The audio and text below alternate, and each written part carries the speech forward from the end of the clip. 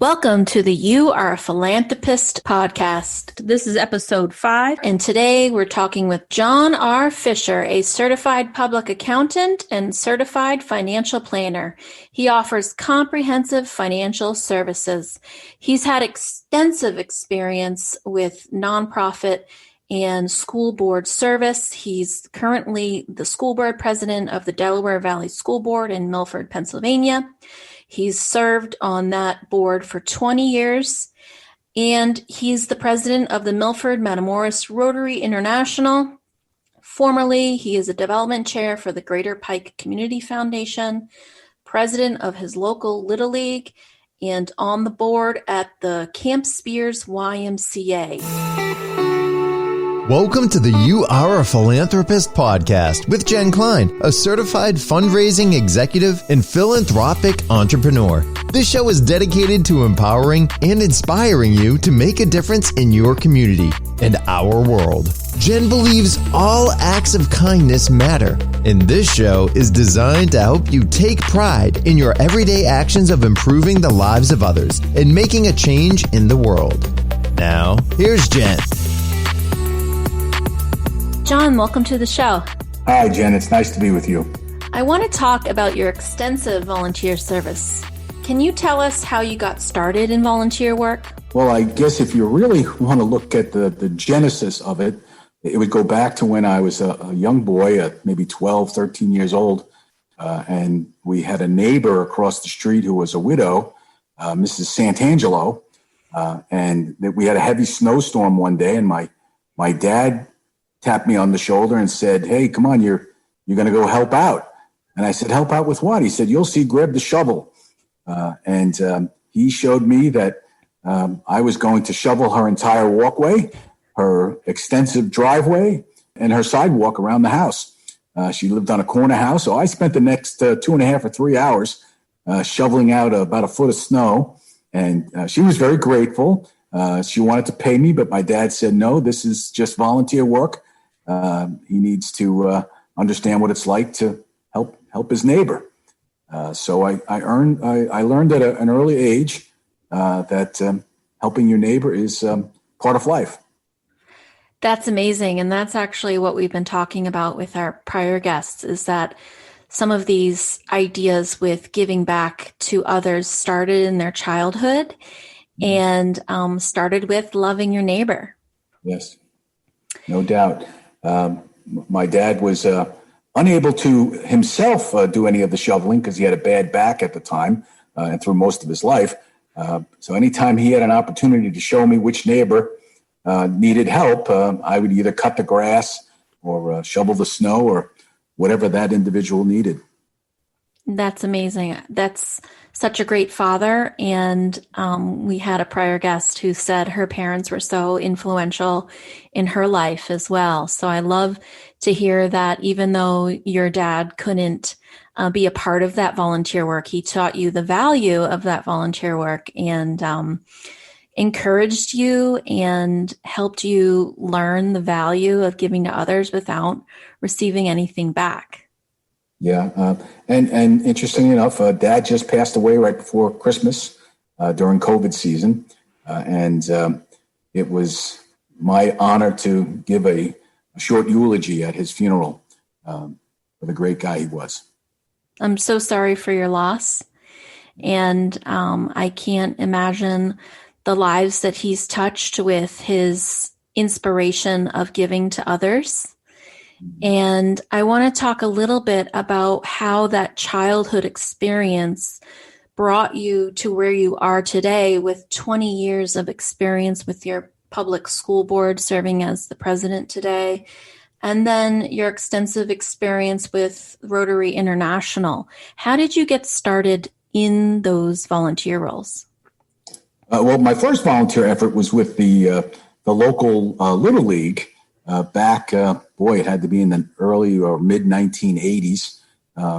It was a time when my children were just about to start playing ball. I had been a little leaguer. My dad had been a coach.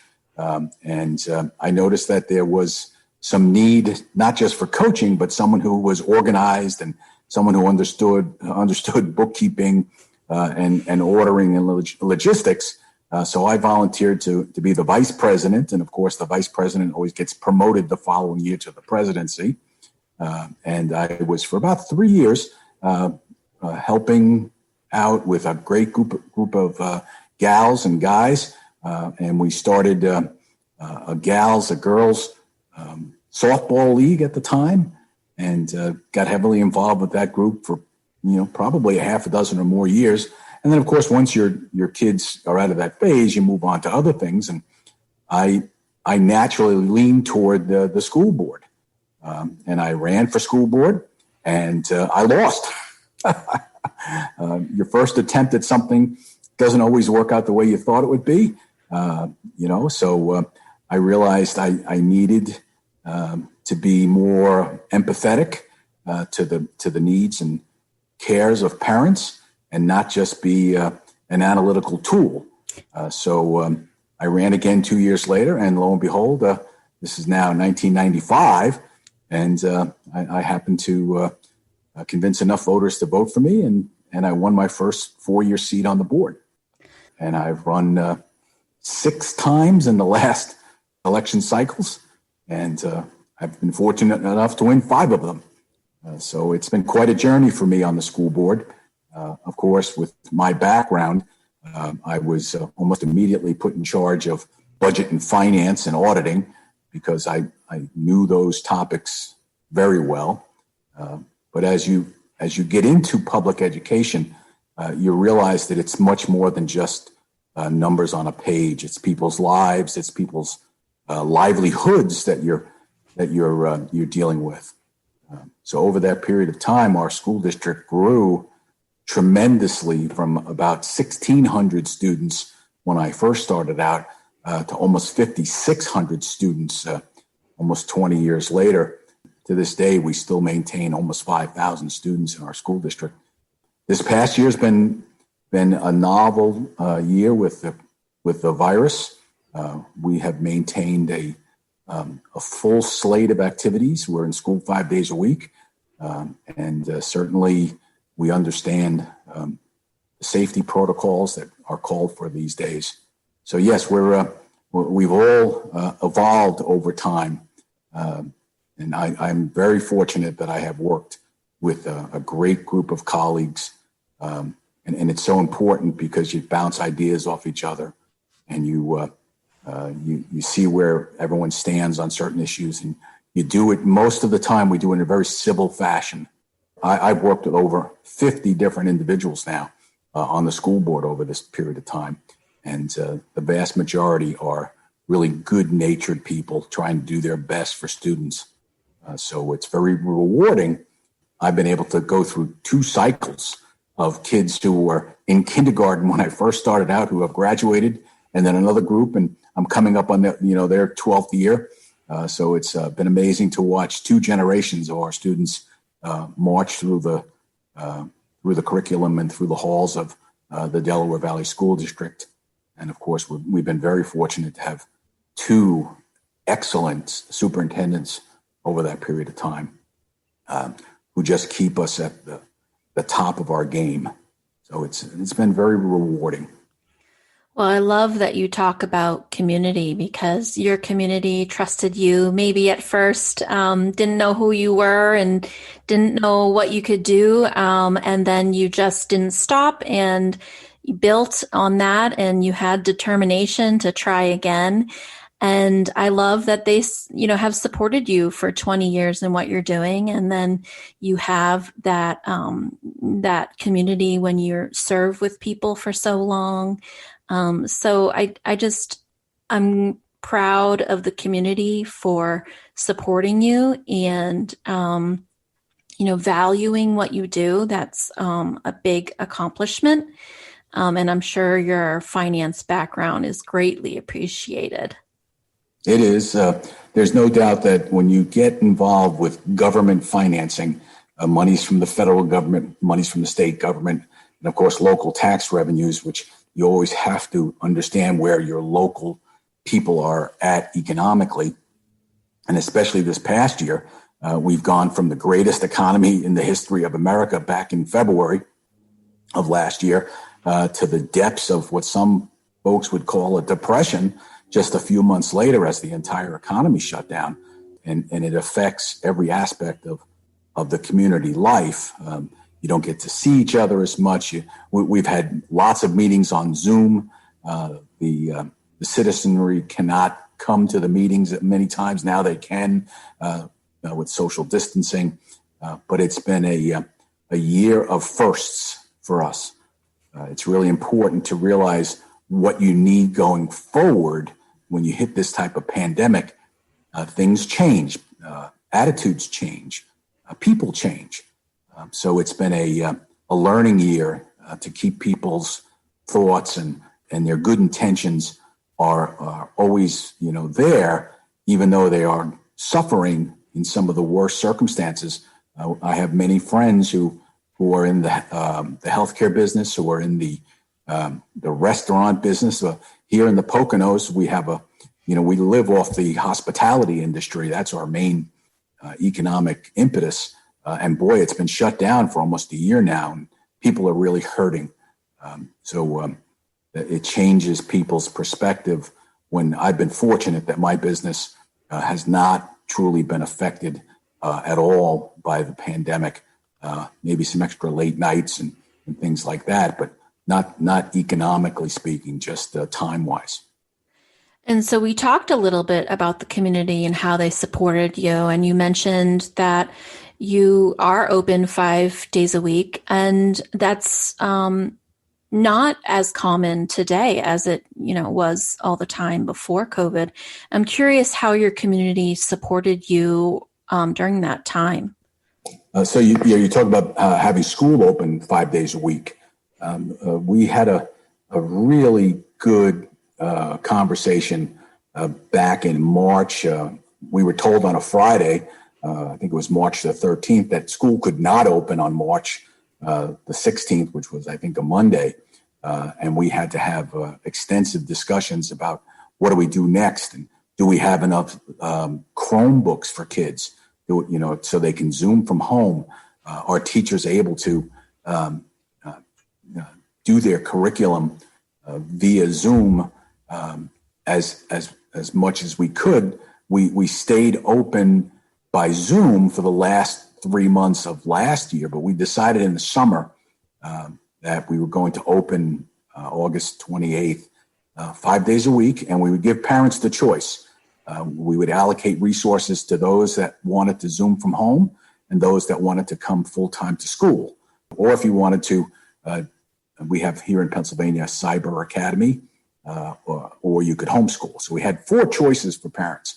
And that seemed to be the one thing that set us apart, is that we offered parents choices, and parents chose what they wanted for their children.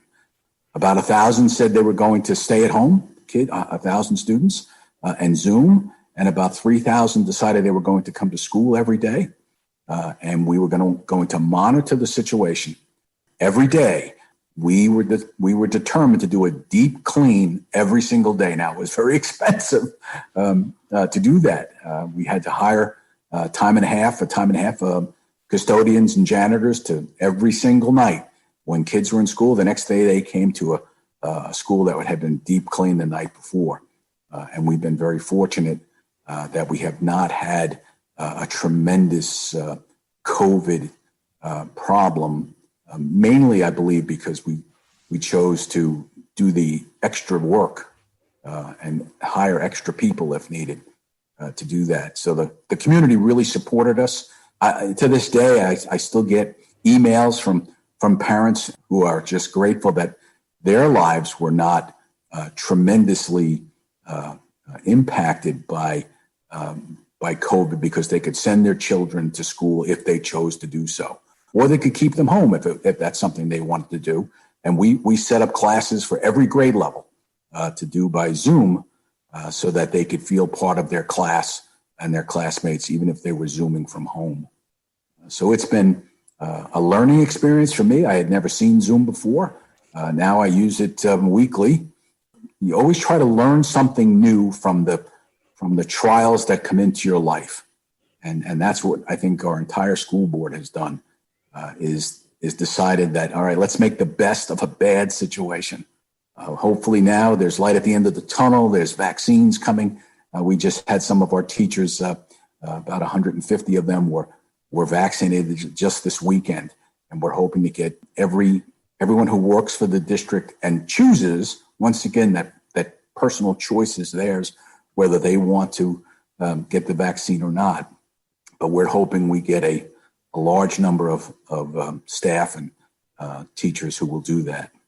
Well, I can imagine that there were some tough times and a lot of hours and a lot of discussions from both sides of the table. And to be the leader during that time, I'm sure was very difficult at times, but to hear that there's so much success, that the school didn't close, that people are already getting their vaccines, and that people had options, because what an important part of what our society needs right now is to really feel safe and do what they feel is best for their families.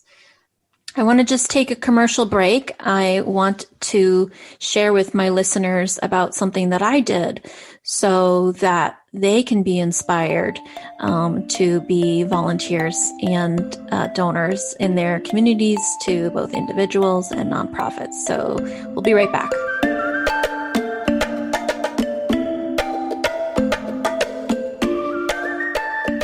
This year, I lost weight through a nutrition program called Arbonne International.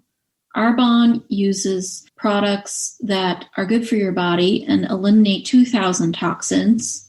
They have nutrition and skincare products to help your body feel the best. More importantly, why I'm talking with you about this today is because they're certified B Corp, which means they put people, planet, and purpose over profit. They donate and created a foundation called the Flourish Foundation that gives to children's mental health programs all over the world. If you'd like to hear more about Arbonne and how it can help you feel your best self and you can feel good about supporting, go to JennKleinPhilia.com. That's JennKleinPhilia.com. You are the kind of person who wants to improve the lives of others, but you need to take pride in your everyday actions. You Are a Philanthropist believes that every act of goodwill deserves to be recognized as philanthropy.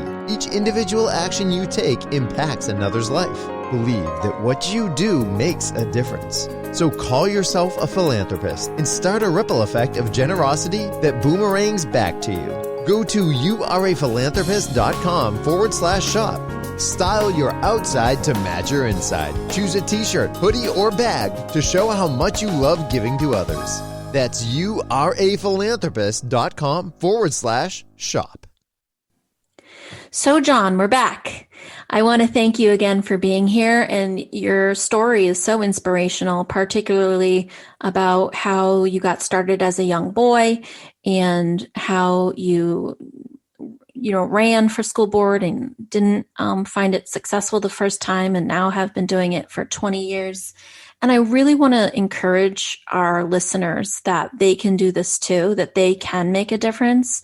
You mentioned how important community is, and I'm curious what you would advise our listeners about how to get started in volunteering. Well, I guess the first thing with volunteering is just show up. You'll be surprised how people like to have new folks come to their meetings. And there's always something for new people to do. Start with the smallest of tasks and work your way up to being on a board. You don't necessarily have to run for school board immediately, but certainly we have tremendous volunteers at our PTAs, and they seem to give us all types of inspiration and ideas of what we need to do going forward. So I would say just show up. And that's the first thing that you need to do. And then raise your hand, ask a question. There are no stupid questions. There are always things for people to do. Having a firm discussion on issues in a civil way is really important in our open and free society. There's lots of different opinions that come forth from both ends of the spectrum, and if you respect that, you'll realize you're going to make friends. And let's face it, we all want to make friends, and we all want to do what's best for our community. Show up, raise your hand, ask a question, and then say, "Here's how I can help. You need my help." And the answer will almost always be sure. In my case, wherever I go, and whether I'm with Little League or the Greater Pike Community Foundation, which is another passion of mine, they seem to need to have understanding of finance, and that's just happens to be my expertise. And I enjoy learning about each organization's financial strengths and weaknesses. No gift is too small. I'm having a birthday party on Facebook this week, and I've told folks, if all you can give is $5, give $5. You are doing as much with that $5 as someone who might give $5 million, because that $5 is of great importance to you. Let's encourage people to show up at meetings and give of their time. And it doesn't have to be vast amounts of time. It can be just a few hours a month. And then, of course, tell others. After you do something, let others know what you're doing, and tell them they too can get involved. And this way, more people involved, the lighter the burden. So I'm very fortunate to live in a small rural county with lots of great people doing lots of great things, and it's been the joy of my life has been to see that county have one of the finest school districts in the state of Pennsylvania, to have a community foundation that is doing all types of wonderful things, literally dozens and dozens of nonprofits. We have an annual meeting of all the nonprofits, and we don't have a room big enough for them anymore. We must have 50 nonprofits that show up at this annual meeting. Now, this year it had to be done by Zoom, so it wasn't as impactful as in the past. But when you see all of these different organizations doing all of these different wonderful things, you just have to give credit to what a great community you live in. I'm really glad to hear that. And I love that you mention just start. And, I think a lot of people feel disempowered that $5 doesn't make a difference. And that's really what this podcast is about, for everybody to feel empowered that what they can do with whatever they have, whatever time they have, whatever financial capacity they have, just start small, start in any way, and spread the word about how fun it is to donate, all the growth you can see in your community. And you bring up a good point that Jessica Brand from episode 3 mentioned that loneliness is an epidemic and volunteering is a great way to make friends, you said. Yeah. And I think people today are isolated and probably looking for people to be in their lives. And Zoom is a great way to connect people. It's not as fun as in person. And I miss my hugs and I miss seeing smiles underneath masks. But hopefully that'll all be over this year. I want to talk a little bit about not just the advice you give people and not just the reason why you do this, but also what your vision is for a better world. A vision for a better world. Well, I've always liked to see people's passion. What are you passionate about? And are you working toward that passion?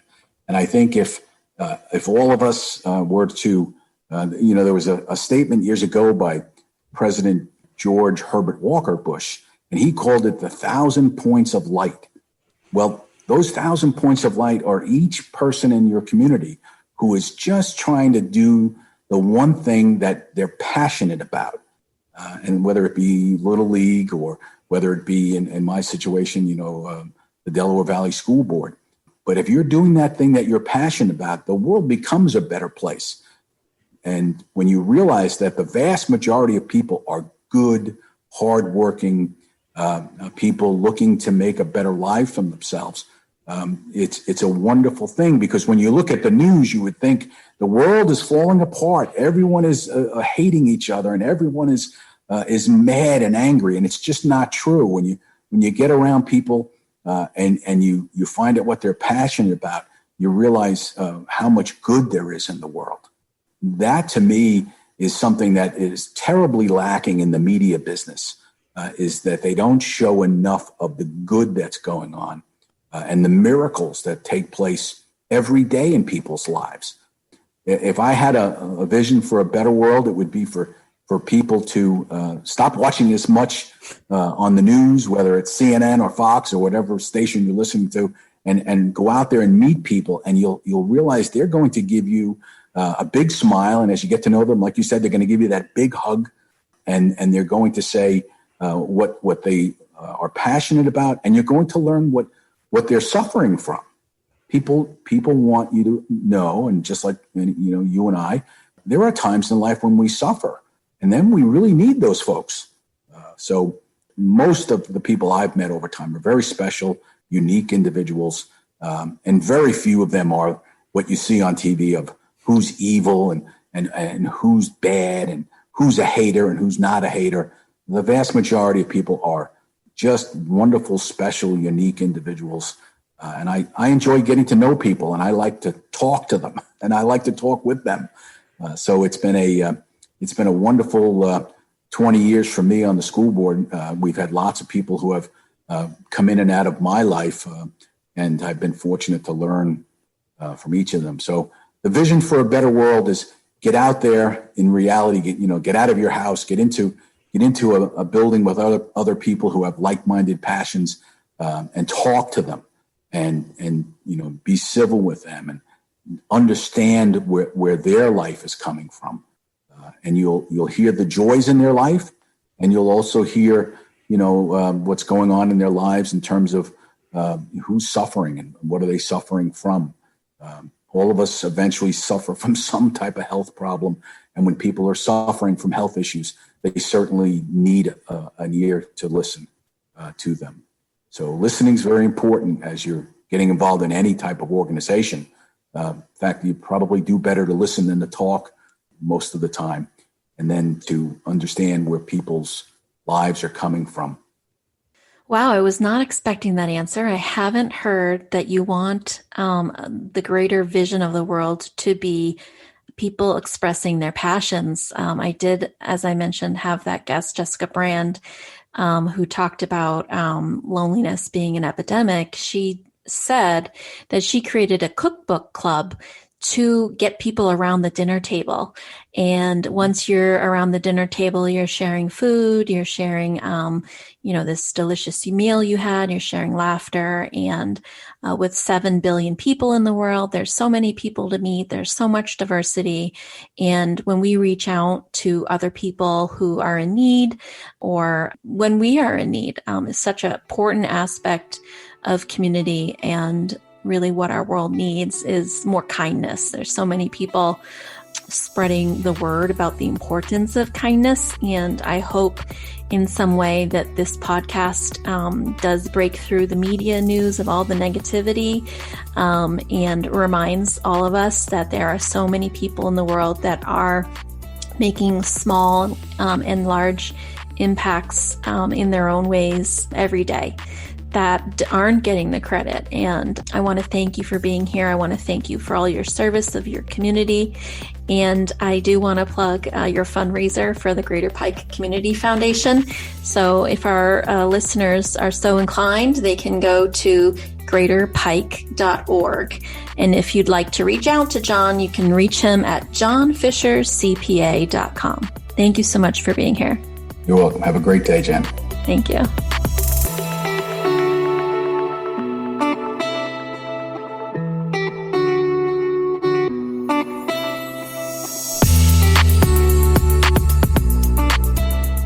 Let's take a break to talk about a company that I'm passionate about, Stella & Dot.